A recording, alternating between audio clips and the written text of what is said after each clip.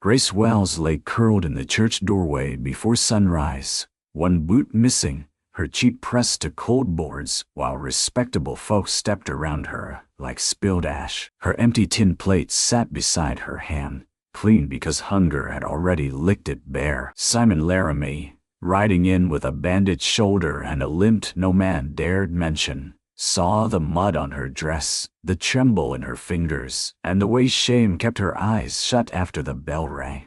He had survived gunfire, winter range, and a loneliness that made home feel haunted, but the sight of that homeless ranch girl broke something open in him. Before the dust rises, write your country in the comments so I know where this story found you.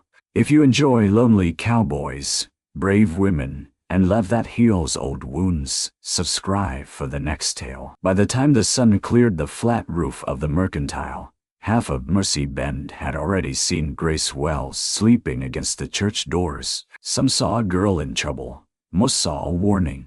She had once ridden into town on a gray mare with a straight back and a sun-browned face, hauling feed for the Wells place and speaking only when spoken to. Folks remembered her father, Amos Wells, as a hard rancher who never trusted a banknote, a handshake, or a man who smiled too much. They remembered her mother less clearly, for Mrs. Wells had died when Grace was 14, leaving the girl to grow up between water buckets, branding smoke, and silence. But Mercy Bend remembered shame best of all. Now the Wells ranch was gone. The mare was gone.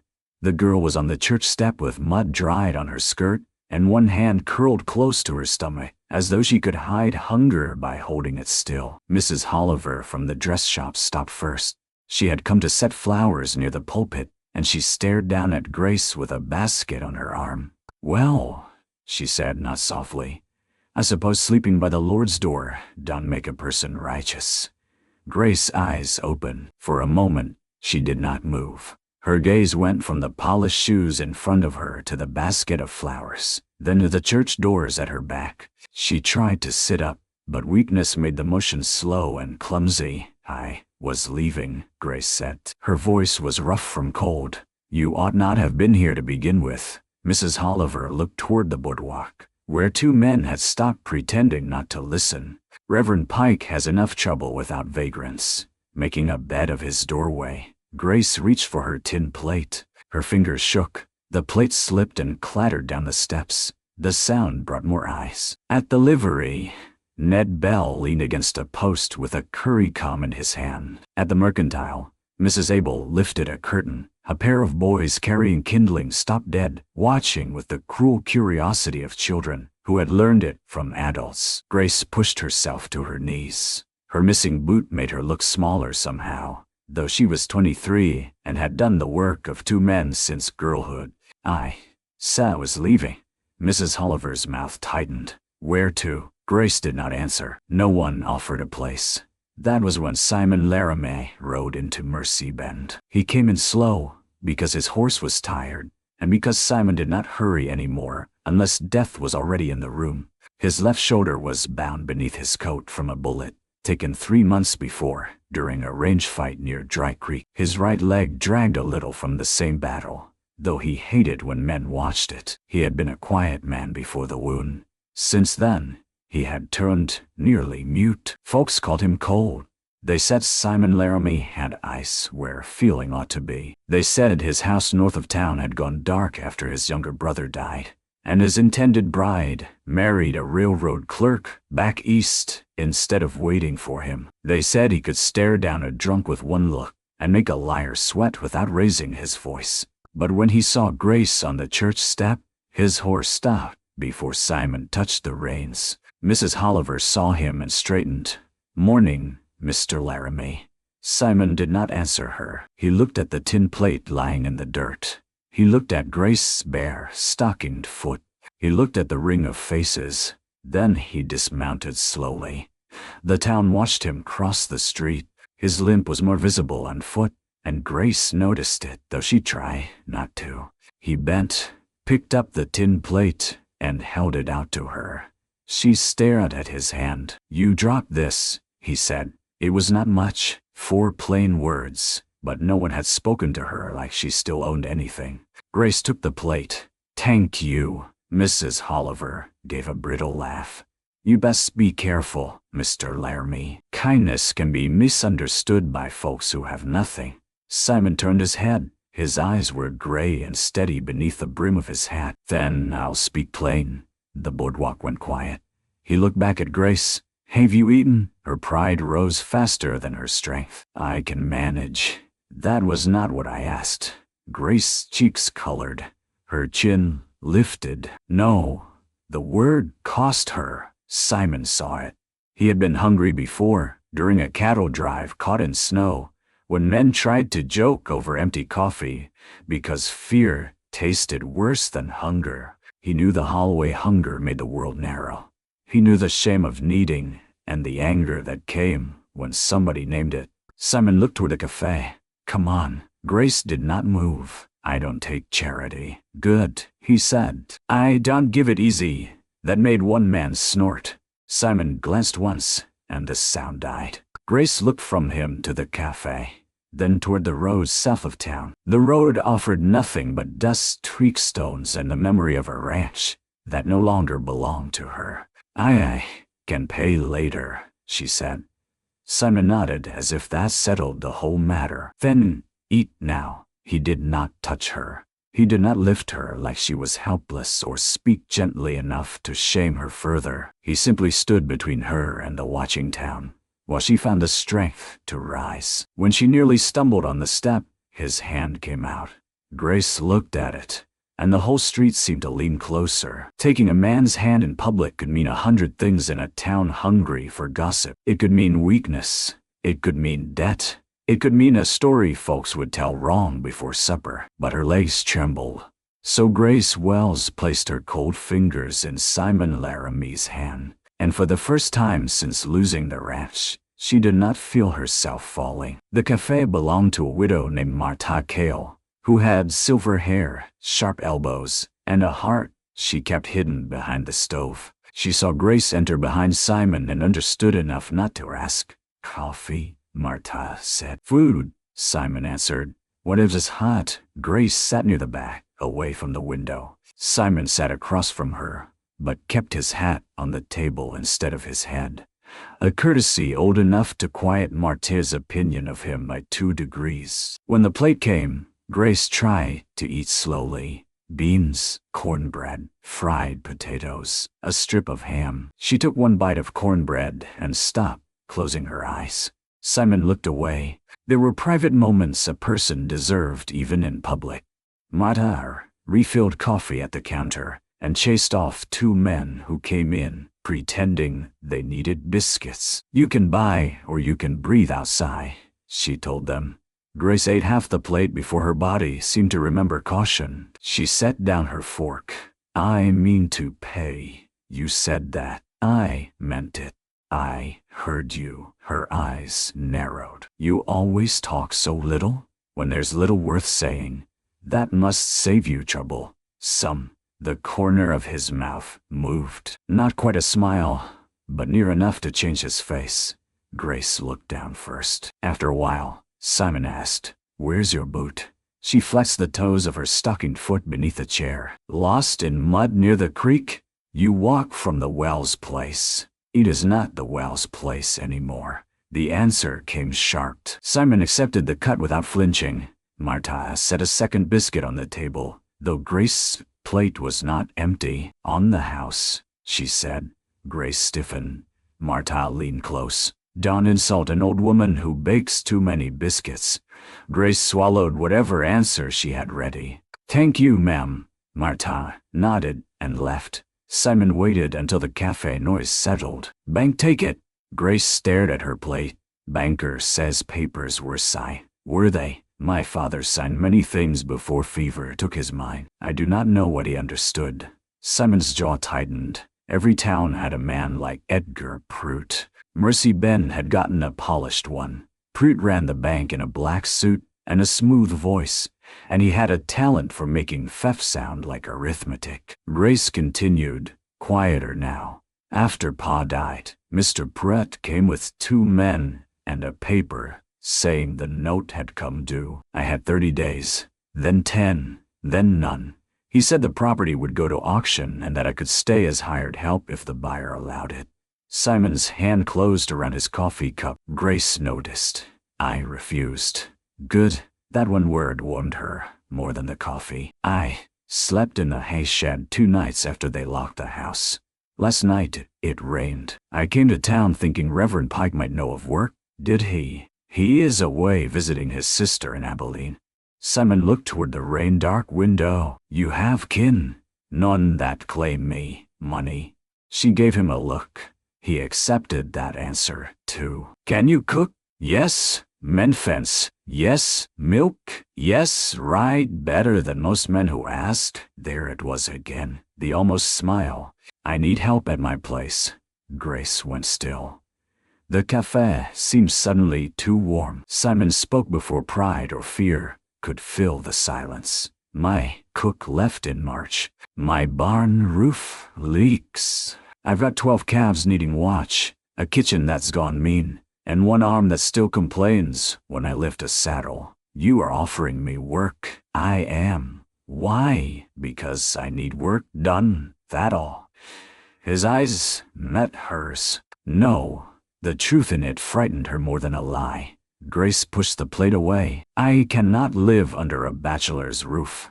You know what people would say. They are already saying, and you do not care. I care some. He paused. Not enough to leave you in a doorway. Grace's lips parted, but no words came. Martha, who had been pretending not to listen from 6 feet away, wiped the same clean spot on the counter. Simon added, There's an old wash house behind my place. It has a stove, a cot, and a door that locks from inside. You can stay there. Wages paid Saturday. You owe me nothing but honest work. Grace searched his face for pity and found something worse, respect. It weakened her. I will not be kept, she said. No, I will not be touched. His expression hardened, not at her, but at the reason she had to say it. No, I will leave when I choose, I.S. And, if anyone asks, I am hired help. Simon picked up his hat. You are Grace Wells. The words struck her quiet. Outside, the town still watched. It watched when Simon paid Martha, watched when he bought a pair of plain brown boots from the mercantile without letting Grace stand in the doorway barefoot, watched when Grace tried to refuse them and he said, Work advance, as if that settled the account. It watched when Edgar Preet stepped out of the bank. Preet was narrow, clean-shaven, and careful in every movement. His black coat had not a speck of dust on it, which in Mercy Bend was almost suspicious. Miss Wells, he called. I wondered where you had gone. Grace's face changed. Simon saw it, the quick draining of color, the tightening of her fingers around her wrapped boots. I am here, she said. So I see. Preet's gaze moved to Simon. Mr. Laramie, I would advise caution. Miss Wells has unsettled obligations. Simon set one booted foot on the edge of the boardwalk and looked up at him. To you, to the bank. Then a bank can write them down and wait its turn. Preet smiled. Debt does not wait because a lady finds a sympathetic audience. Grace's shoulders drew inward. Simon stepped fully onto the boardwalk, slow because of his leg. Dangerous because he did not seem bothered by the pain. She found employment, he said. With you? Yes. Preet's smile sharpened.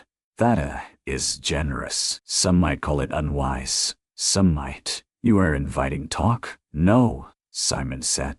You are. The street went silent. Preet's eyes cool. I hope you know what you are taking on. Simon looked at Grace, then back at him. I do. He helped her into the wagon he had borrowed from the livery, not with a flourish, not with tenderness displayed for the crowd, but with the same plain care he would give a wounded horse or a loaded crate. As they left Mercy Bend, Grace looked back once.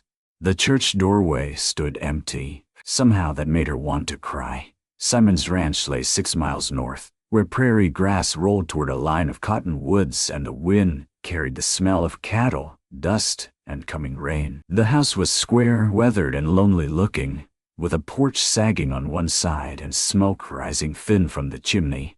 Grace saw neglect, but not ruin. A place could be lonely and still alive. Simon pulled the wagon near the wash house.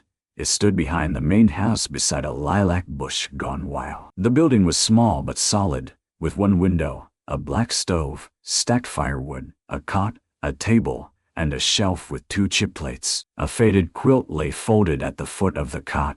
Grace stepped inside and stopped. It was not much. It was more than she had. Simon stood in the doorway, keeping himself outside. Keys on the nail. Stove draws if you open the back vent. Roof don't leak unless rain comes sideways from the west. Grace turned slowly. Why is there a quilt?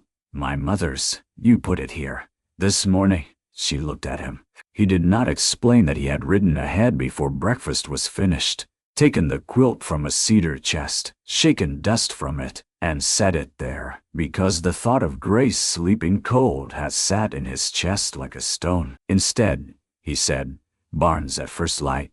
Rest today, I said. I came to work. You walked all night. I can still work. I know. His answer had no doubt in it. That was what made her obey. Simon left her with the door open and walked toward the barn. Grace watched the limp he tried to hide. She had been too wrapped in her own shame to think much of his wound. But now she saw the way his left arm stayed close to his ribs and how each step cost him more than he wanted the world to know. A wounded cowboy offering shelter to a homeless ranch girl. Mercy Bend would make it ugly by nightfall. Grace closed the door. For the first hour she did not lie down. She unpacked nothing because she owned nothing but the dress she wore, the new boots, her tin plate, and a small cloth bundle tied with string. Inside were her mother's thimble, a broken comb, a blue ribbon, and a photograph of her parents standing in front of the Wells Ranch when the porch was new. Grace set the photograph on the shelf. Then she sat on the cot and pressed both hands over her mouth. She did not sob loudly. Ranch life had trained noise out of her. Grief came silent, bending her over until her forehead touched the quilt. In the barn, Simon heard nothing, but he looked toward the wash house 3 times before sundown. Work began before dawn. Grace came out with her hair braided tight and her new boots laced. Simon was already in the yard, struggling one-handed with a feed sack. He had cut it open badly, spilling oats down his boot. Grace took the sack without asking. Where? He looked offended for half a second, then pointed. Bin. She poured the oats cleanly and folded the sack for reuse. Your stitches pull when you lift wrong, she said. Simon's brows lowered. You a doctor? No, I have eyes, he grunted. That was their first morning. By noon, Grace had scrubbed the kitchen table, thrown out a crock of spoiled beans, fed chickens, patched a gap in the goat pen, and made coffee strong enough to wake the dead and offend the living. Simon came in to find the house smelling of bacon grease and hot bread. For the first time in months, he stood in the kitchen doorway as though unsure he was allowed in. Grace set a plate down. He ate before it gets cold. I was going to check the north fence. You can check it after. He looked at the plate. You giving orders already? Yes. Simon sat. That became their language. Not sweet words, not sighs. Work, food. A cup placed near his good hand. A bucket carried before Grace reached for it. A split log stacked outside her door. A torn shirt mended and left on the porch rail. Coffee poured without asking. Silence shared without fear. On the 3rd day, a storm came hard from the west. Grace was in the barn with a lantern when she heard bawling from the lower pasture. One of the calves had slipped through a broken section of fence and gone down in a wash where rainwater ran fast. She grabbed a rope and ran before thinking. Simon saw her from the porch and shouted, but the wind took his voice. By the time he reached the wash, Grace was already knee-deep in mud, looping rope around the calf's chest. Water soaked her skirt. Her braid hung loose. She pulled once and slipped, striking her knee on stone. Simon slid down the bank. Grace, I've got him. You'll drown. then pull. He did. Together, with Simon braced against a cottonwood root and Grace pushing from below, they hauled the shivering calf up the bank. When it scrambled free and bawled for its mother, Grace sat hard in the mud, breathing fast. Simon crouched beside her, face pale from pain. His bandage had spotted red beneath his shirt. Grace saw it and forgot herself. "You fool," she said. His eyes widened. "You tore something. You were in the wash. And you are bleeding." "So are you." She looked down. Her palm was cut open. She had not noticed. For a moment, rain ran between them. The calf stumbled toward the herd. Thunder rolled over the pasture. Then Simon laughed once. It was rusty, surprised, and so brief it almost vanished in the rain. Grace stared at him. "I did not know you could do that," she said. "Bleed, laugh." He looked away, but the edge of his mouth stayed alive. Back at the house, she made him sit while she changed the bandage. Her hands were clean and careful. Simon kept his eyes on the stove. "You have done this before," he said. "My father took a horn through his shoulder once. A hired man cut his leg on barbed wire. Animals do not ask if you know how before they need tending." Her fingers moved across his shoulder. He went still at the gentleness. She noticed. "Did I hurt you?" "No, that was not the truth, not exactly." Grace's touch hurt because it did not hurt. It had been a long time since anyone had tended Simon without wanting something from him. His mother had died 5 years ago. His brother Caleb, 2 years after that, shot in a foolish dispute over water rights that should have been settled with maps instead of guns. After Caleb's death, the house had emptied a voice. Then Simon's engagement had broken by letter, with polite sorrow and a pressed flower falling from the page like a funeral token. Since the bullet, people in town had spoken to him with pity, hidden under cheer. Grace spoke to him like a man who could still stand, but ought not be stupid about it. He found he preferred that. A week passed. Then another.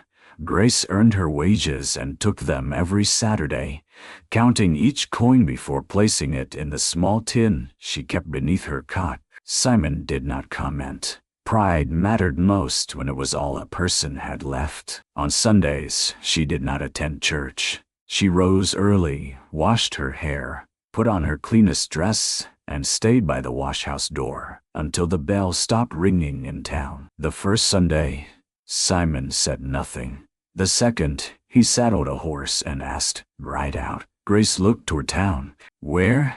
"East Ridge." They rode without speaking for nearly an hour. The prairie opened wide, gold and green under a sky washed clean by rain. From the ridge, Mercy Bend looked small enough to fit in a hand. Grace sat her horse well, better than most men as promised. Simon watched her look toward the south where the Wells Ranch lay beyond a stand of cedar. "You want to see it?" he asked. Her jaw tightened. "No." He nodded. After a moment, she said, "Yes." So they rode. The Wells Ranch had changed in small, cruel ways. A new lock on the door. A bank notice nailed to the porch post. Her mother's rosebush trampled near the steps. The barn door stood open, and 2 strangers moved inside, taking inventory. Grace stopped at the fence. She did not cry. Simon wished she would. Tears might have been kinder than the stillness that came over her. "That was my room," she said, looking at the east window. "When I was little, my mother hung blue curtains there. Pa said curtains were foolish because dust would eat them. She hung them anyway." Simon looked at the trampled rosebush. Grace's hands tightened on the reins. "I thought if I worked hard enough, the land would know me and stay." The words were quiet, barely there. Simon felt them like a hand closing around his throat. "Land knows," he said. "Men forget." She turned to him. It was the nearest he had come to comfort, and somehow it reached her. Before they left, Grace dismounted and crossed to the rosebush. One of the strangers called out, "You there? This property belongs to the bank." Grace ignored him. She broke one living stem from the crushed bush, wrapped its roots in damp cloth, and returned to her horse. Simon placed himself between her and the stranger until she mounted. Back at the Laramie place, she planted the rose bush beside the wash house. Simon brought water. Neither spoke. But from that day on, Grace Wells had something living at Simon Laramie's ranch that belonged to her. Trust grew in the shape of ordinary things. Grace learned that Simon took his coffee black unless his shoulder ached. Then he accepted sugar without admitting why. Simon learned that Grace hummed when kneading dough but stopped if she knew someone listened. Grace learned that he kept Caleb's old saddle oiled, though no one rode it. Simon learned that she set aside the best scraps for a lame barn cat and pretended she did not care whether it followed her. The cat did. So did a little boy named Tommy Pike. Tommy was Reverend Pike's nephew, 8 years old, solemn as a judge and thin as a broom handle. He came to the ranch one afternoon carrying a basket from Martha Cale and a message that the Reverend had returned. Grace was in the yard hanging wash. The boy watched her with open curiosity. "You the lady that slept at church." Grace froze. Simon, mending harness nearby, looked up. Tommy seemed to realize he had stepped somewhere tender. "I didn't mean bad. Aunt Martha said folks were mean about it." Grace picked up another sheet. "Folks often are." Tommy nodded. "I hid in the church once. After my ma died, Reverend found me under the back pew." Grace looked at him then. His small face carried old grief in a way children should not have to carry anything. "Were you cold?" she asked. "Yes, Mama. Hungry?" He nodded. Grace face softened. "Then, you know, Tommy came often after that." Reverend Pike allowed it, because Simon's ranch was safer than the streets, and because Martha Cale had informed him with great force that Grace Wells needed friends who did not come with sermons attached. Tommy followed Grace through chores, asking questions about cows, bread, horses, and whether snakes had eyelids. Simon pretended annoyance and carved the boy a whistle from willow wood. One evening, Tommy fell asleep at the kitchen table with biscuit crumbs on his sleeve. Grace lifted him gently and carried him to the settle near the stove. Simon watched from the doorway, something deep and unguarded passing across his face. "You are good with children," he said. Grace tucked a blanket around Tommy. "Children are honest about needing."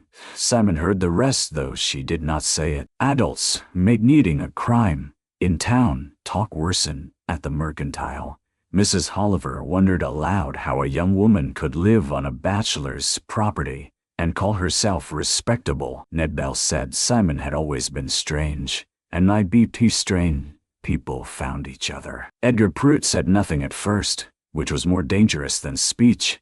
Then the auction notice for the Wells Ranch appeared. Set for the first Friday in June, Grace saw it nailed outside the bank when she came to town for flour. She stood there, reading until the letters blurred. Simon stood beside her. "I can look at the papers." "No, you do not know what I was going to say.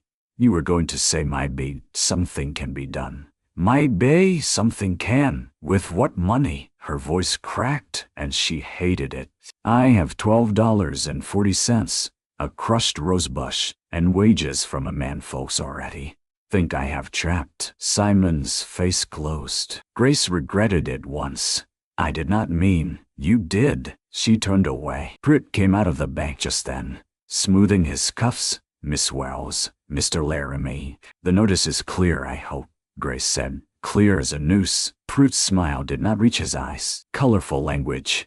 Your father used much the same when he borrowed against land he could not hold." Simon stepped forward, but Grace hand caught his sleeve. Pruitt noticed. His gaze sharpened. "I am not without mercy," the banker said. "There might be a way for Miss Wells to retain a measure of security." Grace's mouth went dry. "What way?" "I have need of a housekeeper at my residence, a respectable position.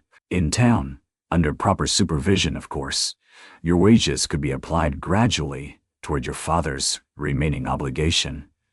Simon's voice came low. "How many years gradually?" Pruitt looked at him. "Debt is debt." Grace knew the shape of the trap. A room in Pruitt's house. Wages counted by Pruitt. Reputation held in Pruett's hands, a life spent paying a number that might never shrink. No, she said. Pruitt sighed. Pride is expensive. So is trusting you. For the first time, Pruitt's polished manner cracked. Be careful, Miss Wells. You are already living on the mercy of a man with his own damaged standing. One signed complaint from concerned citizens could make your arrangement difficult. Simon's eyes turned hard. Threaten me, he said, not her. Pruitt looked him over, lingering on the stiff shoulder, the bad leg. You are not the man you were, Mr. Laramie. No, Simon said. I am meaner now. The banker stepped back. Grace and Simon left town with flour, coffee, and a silence heavy enough to bend the wagon wheels. Halfway home, Grace spoke. You should send me away. No, you heard him. He can make trouble. I says, your name matters here. Simon looked across the team toward the open prairie. My name did not keep my brother alive. Grace went still. He had never spoken of Caleb to her. Not directly. Simon's hands tightened on the reins. Men were fighting over a creek line. Pruitt held notes on 2 ranches and whispered to both that the other meant to steal water. Caleb rode out to calm it. He was 24 and thought fairness had a voice loud enough to stop bullets. Grace listened, barely breathing. After we buried him, Pruitt bought 1 ranch cheap and financed the other at interest. Folks knew. Folks kept quiet because they owed him money. His voice roughened. I kept quiet too. You were grieving. I was afraid of becoming the next fool buried for speaking. Grace looked at the scar of pain along his face. That is not the same as cowardice. Simon gave a bitter half-laugh. Feels close enough. They rode on. At the ranch, Tommy Pike waited by the porch, with red eyes and a split lip. Grace was out of the wagon before it stopped. What happened? Tommy wiped his nose. Boys said you were wicked. I said you weren't. Then Billy Abel hit me. Grace knelt in the dirt. Oh, Tommy. Simon came around the wagon, his face dark. Tommy looked frightened. I hit back. Good, Simon said. Grace shot him a look. Simon amended. If you had to. Tommy sniffed. Reverend says fighting don't solve sin. No, Simon said. But sometimes it discourages repeat foolishness. Despite herself, Grace laughed softly. She cleaned Tommy's lip with warm water. Her hands trembled, not from fear but fury. A child had paid for the town's cruelty. That was the kind of stain no sermon could wash off easily. That night, after Reverend Pike came to fetch Tommy and apologized with sadness deep in his lined face, Grace stood outside the wash-house looking at the little rosebush. Simon came to the porch. I am leaving tomorrow, she said. His chest tightened. Where? I do not know. Away from here. Because of Tommy? Because staying makes others bleed? Simon came down the steps. Running will not make Pruitt kinder. No. But it might make Mercy bend bored. And you. Grace looked up at him. Moonlight silvered her face. I have been hungry before. He heard the lie beneath the bravery. Grace. The sound of her name in his voice nearly broke her. She stepped back. Do not ask me to stay unless you can bear what it will cost you. Simon wanted to say he could. He wanted to say his house had been dead before she came, that coffee tasted better when she made it, that the yard seemed to wait for the sound of her steps, that the rosebush by the wash-house had more courage than half the town. But wanting was not enough. Not if he could not protect her. So he said, give me until the auction. Her eyes searched his. Why? Because I am done being quiet. The next morning, Simon rode to 3 ranches before noon. By evening, every man who had lost money through Edgar Pruitt's clever papers had heard that Simon Laramie wanted them at his barn. Some came because they respected Caleb's memory. Some came because they hated Pruitt. Some came because Martha Cale told them she would refuse service to cowards, and nobody in Mercy Bend wanted to be banned from her pie. Grace watched from the kitchen window as men gathered in Simon's barn, hats in hand, voices low. She did not go in. It was her life they were discussing, and still she stayed away because pride told her not to beg, and fear told her hope was a crueler hunger than any empty plate. Simon found her after dark by the washhouse. "Prejudice has done it before," he said. "Bad loans, changed terms, widows and sick men mostly. People kept old receipts, letters, notices, enough to question the auction." Grace did not move. "Questioning is not stopping. No, but it buys time. And then we find the original note, your father's sigh." She laughed without humor. "Prit has it, my bay." Simon held out a small folded paper. Grace took it. It was a note written in her father's hand, uneven but clear. "Grace, if trouble comes, remember your mother never trusted the bank safe. Papers belong where thieves will not kneel. Amos." Her hand flew to her mouth. "Where did you get this?" "Tommy found it." "Tommy?" Reverend Pike said, "Your father left a Bible at the church after your mother's funeral." Tommy was looking at the pictures and found that tucked inside. Grace read it again. "Papers belong where thieves will not kneel." Simon watched her.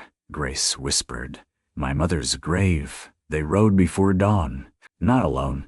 Reverend Pike came with them, carrying a shovel and a solemn promise that disturbing earth for truth was no sin.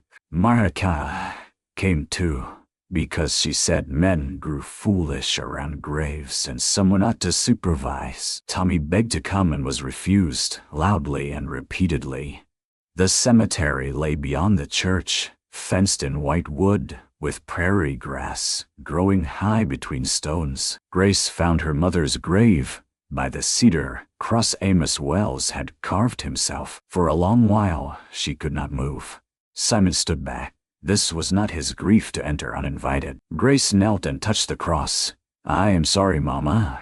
Reverend Pike removed his hat. Marta turned away to wipe her eyes. They dug at the base of the cross, careful and slow. After a foot of earth, the shovel struck wood. Inside a small oilcloth wrapped box lay papers, dry and yellowed. The original note, receipts, a letter from Amos stating his mind was unsound during fever, and that he feared being pressed to sign new terms he did not understand. Most important of all, a final receipt marked paid against the largest portion of the ranch debt, signed by Edgar Pruitt's former clerk. Grace held the receipt with dirt on her knees and sunlight breaking over the cemetery. "He lied," she said. Marta's voice shook with anger. "He stole." Simon looked toward town. "Now we make him answer." The auction drew every soul in Mercy Bend. It was not only land being sold. Folks knew that by then. Rumor had run wild for 2 days, changing shape at every porch and counter. Some said Grace had found proof. Some said Simon had threatened Pruitt. Some said Pruitt would have the sheriff remove them both. Pruitt stood on the steps of the bank with a ledger under one arm, pale but composed. Beside him stood Sheriff Ansel Crow, a weary man who disliked trouble unless it forced his hand. Grace arrived in a plain blue dress Marta had altered for her. Her boots were polished. Her hair was braided and pinned. She carried her father's papers in a leather satchel. Simon walked beside her, not in front, beside. His limp showed, so did the strain in his shoulder. He had chosen not to hide either. The crowd parted slowly. Mrs. Oliver stood near the dress shop, lips pressed thin. Ned Bell hovered by the livery. Billy Abel, the boy who had hit Tommy, stood behind his mother and stared at the dirt. Pruitt lifted his voice. "This auction will proceed according to law?" "No, sir," Reverend Pike said, stepping forward. "Not until these documents are examined." Pruitt's smile held. "A preacher is not a judge." Marta Cale came up beside him. "No, but I have fed 2 judges and poisoned neither. That ought to count for character." A nervous laugh moved through the crowd. Grace opened the satchel. Her hands were steady until she saw how many faces watched her. Then the old shame rose. The church step, the empty plate, the boot missing, the whispers. Simon leaned close, not touching. "Breathe," he said. She did. Then she lifted the receipt. My father paid more than Mr. Prejudice. This receipt was hidden before his fever worsened. The signature belongs to Harold Meeks, who clerked at the bank 3 years ago. Sheriff Crow took the paper. Prit snapped. That is private bank property. No, Grace said. Her voice carried clearer now. It is my father's proof. The sheriff examined it. I know Meeks's hand. Prute's eyes flickered. Simon stepped forward with another bundle. And these are statements from Daniel Foote, Elias Rusk, Widow Carver, and Ben Talley. All say their loan terms changed after signing. All say the bank profited after forcing sale. Prute's polish cracked further. Accusations from desperate people. Desperate people still tell the truth, Grace said. He turned on her then, anger naked at last. You ungrateful little fool. I offered you protection. The street went silent. Grace felt the words hit the town exactly as they were. Not kindness, not business, but possession. Simon's hand curled, but he did not move. This was Grace's moment. She lifted her chin. You offered me a cage and called it mercy. Prute's face darkened. You slept in a doorway. Shy, Grace said. The crowd stilled. She turned, letting them all see her. I slept in the church doorway because I was cold, hungry, and ashamed. Some of you stepped over me. Some of you watched. One person handed me my plate and asked if I had eaten. Her eyes moved to Mrs. Oliver, then Ned Bell, then the bank windows. I thought that made me less. It did not. It showed me who I was when everything else was taken. And it showed me who you were too. Mrs. Oliver looked down. Tommy Pike, standing beside Martha despite having been told to stay back, whispered, Good. Grace heard and almost smiled. Sheriff Crow folded the receipt. This auction is postponed pending inquiry. Prute took one step down. You have no authority. I have enough to stop a sale built on disputed papers. Simon spoke then, quiet but carrying. And I have enough men willing to ride to the county seat before sundown. One by one, ranchers stepped forward. Daniel Foote, Elias Rusk, Ben Talley, Widow Carver's eldest son. Men who had kept quiet because debt had made cowards of them, now standing because one homeless girl had been brave enough to hold up a receipt with dirt still in its creases. Prit looked at the crowd and saw his power thinning. This is not over, he said. Grace met his eyes. No, but I am not alone now. The inquiry took 2 weeks. In those 2 weeks, Prit's former clerk was found in a mining camp and brought back to testify. The county judge froze the bank's disputed holdings. The Wells auction was canceled. Not all wrongs were fixed at once. The Old West had never been that clean. But the first stone shifted, and with it, the whole wall began to tremble. Grace did not move back to the Wells ranch immediately. That surprised everyone, including Simon. When the judge declared the sale invalid and restored her temporary claim pending final settlement, Simon expected her to pack before sundown. Instead, she returned to the Laramie ranch, changed into work clothes, and went to feed chickens. He found her scattering grain like the world had not just changed. You have a home to see to, he said. Grace looked toward the horizon. Yes, you are still here. Yes. He waited. She set down the grain bucket. I spent all my life fighting to keep a house, because it was the last place my family had been whole. But when I stood inside it yesterday, all I heard was loss. Simon said nothing. Grace touched the fence rail. Here, I hear Tommy laughing. I hear you cursing at the pump when it sticks. I hear rain on the washhouse roof, and that foolish cat crying for scraps. She's not foolish. She is strategic. Grace smiled. The sight nearly undid him. She came closer, stopping at the safe distance they had always kept between them. The distance built of respect, fear, gossip, and wounds. I will restore the Wells place, she said. I will sell part of the herd when it is returned. I will pay what honest debt remains. I will stand in that house without shame one day. You will, but I do not want to sleep there tonight. Simon's throat worked. The wind moved through the cottonwoods. Evening light lay warm on the porch, the barn, the little rosebush by the washhouse. "You can stay," he said. Grace's eyes softened. "As hired help?" The answer mattered. He knew it did. "No," her breath caught.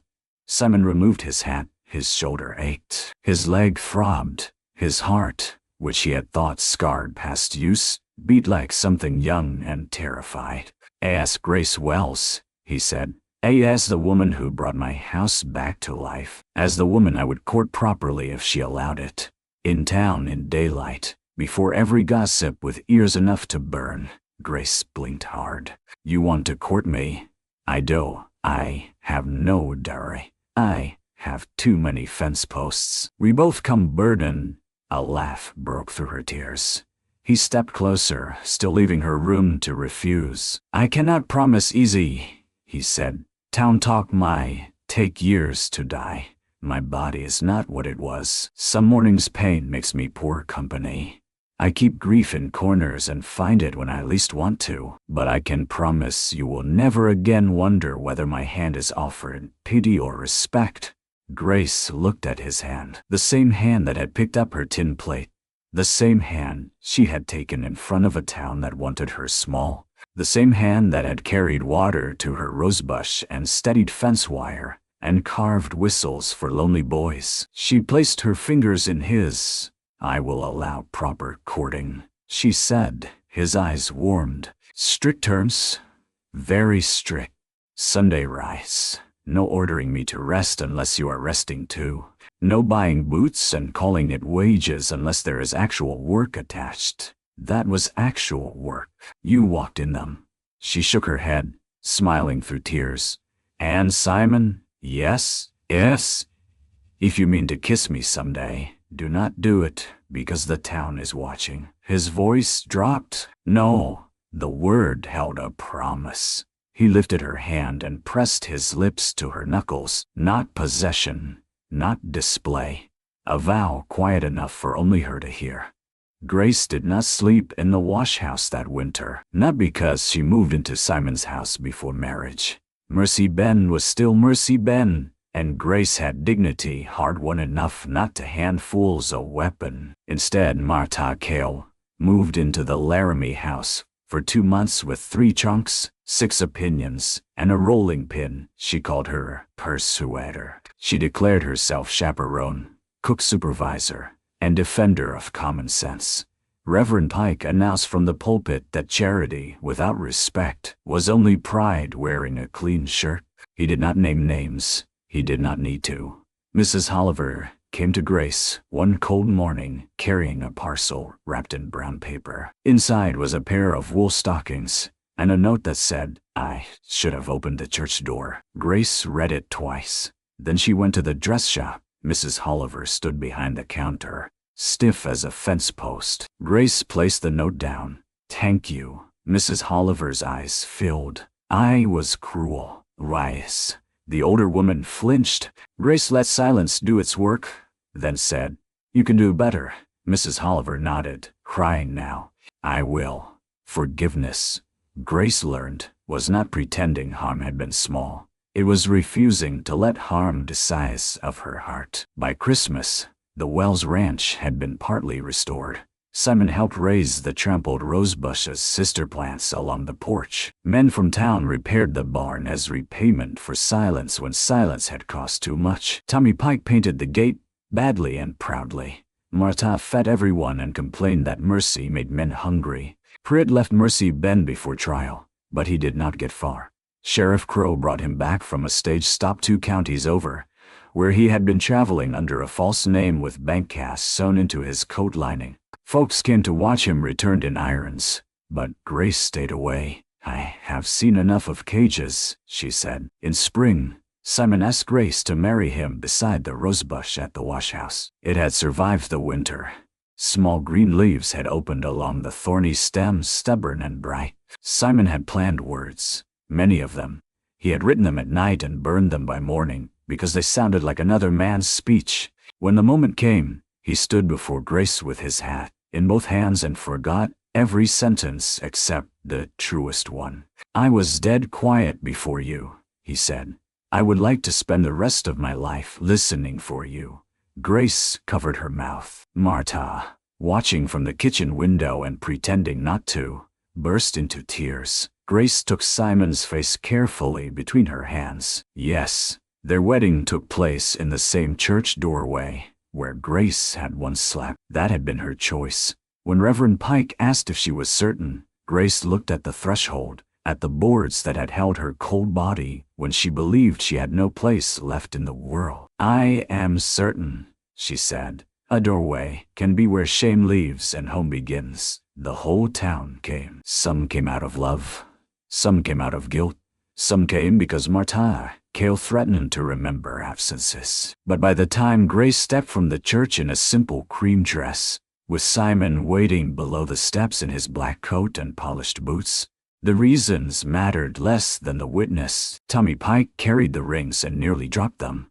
Mrs. Oliver had sewn Grace's veil and cried so hard she had to sit down. Sheriff Crow stood at the back, hat in hand. The lame barn cat, fat now and entirely shameless, slept under the lilac bush by the wagon. Grace walked to Simon without lowering her eyes. He did not look cold that day. Wounded, yes. Weathered, yes. A man carved by grief and held together by grit. But when Grace reached him, his face changed with such open tenderness that half the women in town began searching for handkerchiefs. Reverend Pike spoke of love as shelter, not ownership, of mercy as action, not sentiment, of two wounded people choosing not to make their pain into a wall. When he pronounced them husband and wife, Simon did not kiss Grace for the town. He kissed her because she lifted her face to him. And the town, for once, understood the difference. Years later, people in Mercy Bend would tell the story in softer ways. They would say Simon Laramie found Grace Wells in the church doorway and took her in. They would say she saved his ranch kitchen, then his heart. They would say he saved her land, then her name. They would make it sound simple, because time has a habit of sanding sharp edges from truth. But Grace remembered the cold boards. She remembered the empty plate.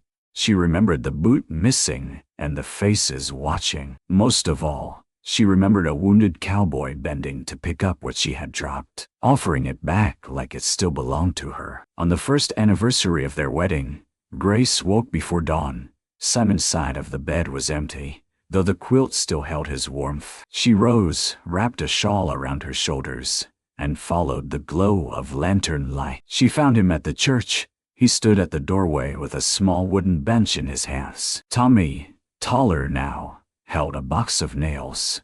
Martha sat in the wagon, giving instructions nobody had requested. Grace stopped at the gate. Simon turned. "What is this?" He looked suddenly shy, which still surprised her. "Folks wait here sometimes," he said, "for reverend, for food, for help. Thought they ought not sit on cold boards." Grace walked up the steps and touched the bench. It was sanded smooth, sturdy, built with care. On the back, carved in Simon's plain hand, were the words, "Rest here. You are not forgotten." Grace traced the letters. Her eyes filled, but her smile came with them. Simon stood beside her, his limp a little worse in cold weather, his shoulder never fully free of pain, his hand warm and steady when it found hers. The sun rose over Mercy Bend, laying gold across the church doors, the street, the bench, and the place where a homeless ranch girl had once slept unseen by nearly everyone. This time, Grace did not stand in shame.